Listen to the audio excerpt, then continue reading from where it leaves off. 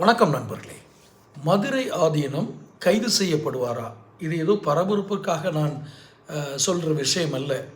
சில மாதங்களுக்கு முன்னால் கள்ளக்குறிச்சி அப்படிங்கிற ஏரியாவில் நீங்கள் நிறைய பேர் பார்த்துருப்பீங்க அந்த சம்பவத்தை. கள்ளக்குறிச்சி பக்கத்தில் ஒரு ஏரியாவில் அவருடைய கார் போகும்போது இன்னொரு கார் வேகமாக மோதுற மாதிரி பிரேக் அடித்து நிற்கிது மோதிரில். இது மதுரை ஆதீனத்தை கொள்வதற்காக நடந்த முயற்சி அப்படின்னு மதுரை ஆதீனம் ஒரு அறிக்கை கொடுக்குறாரு.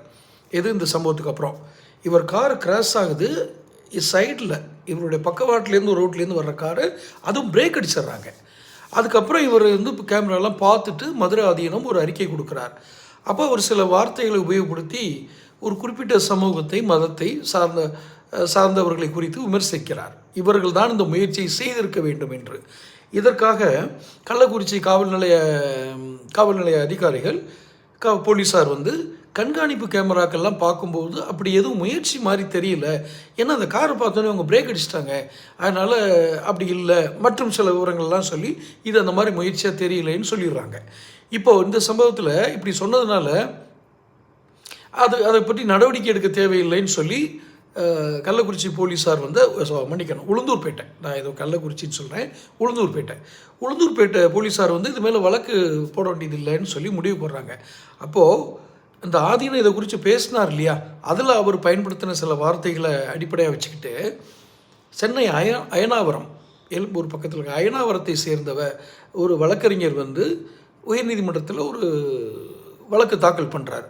அதாவது இரு பிரிவுகளுக்கிடையே, இது சமூகம், இரு மத பிரிவுகளுக்கிடையே மோதலை உண்டு செய்யும் வகையில் மதுரை ஆதீனம் பேசினார். இதனால் அவர் மேலே நடவடிக்கை எடுக்குன்னு சொன்னோடனே சென்னை கிழக்கு மண்டல சைபர் கிரைம் அங்கே இருக்கிற கிழக்கு மண்டல இதில் வழக்கு பதிவு பண்ணுறாங்க 4 செக்ஷனில். என்னென்ன செக்ஷன்றது வேறு, 4 இப்போ சட்டப்பிரிவுகள் கீழே வழக்கு பதிவு பண்ணுறாங்க. இப்போ மதுரை ஆதீனம் மருத்துவ சிகிச்சை, குடல் இறக்க அறுவை சிகிச்சை பண்ணி ஓய்வில் இருக்கார். இப்போது பத்மபிரியா அப்படிங்கிற சைபர் கிரைம் இன்ஸ்பெக்டர் தலைமையில் சென்னையிலேருந்து குழு இவர்கிட்ட விசாரிக்க வர்றாங்க. அப்போ யாருமே கூட இருக்கக்கூடாது. ஒரு ஆதீனம், அவருக்கென்று உதவியாளர்கள் இருப்பார்கள். இரண்டாவது அவர் 60 வயதுக்கு மேற்பட்டவர். இவர் எதனால் இந்த போலீஸ் வந்தாங்கன்னா, இவர் ஆன்டிசிபேட் பெயில் கேட்டு தாக்கல் பண்ணியிருந்தார். 60 வயதுக்கு மேலே இருக்கிறதுனால அவர் நீங்கள் போய் போலீஸ் விசாரணைக்கு ஒத்துழைப்பு போடுங்க, நீங்கள் இதுக்கு ஆஜராக வேண்டியதில்லைன்னு சொல்லிட்டாங்க. இப்போ வந்தவங்க விசாரிச்சிருக்காங்க. ஆனால் என்ன ரகசியம்னா யாருமே கூட இல்லை. அந்த போலீஸார் வழக்கு விசாரணைக்கு விசாரணைக்கு உட்படுத்தப்பட்ட ஆதீனம் இவ்வளோ தான், வேறு யாரும் இல்லை. என்ன நடக்கிறது தொடர்ந்து பாருங்கள்.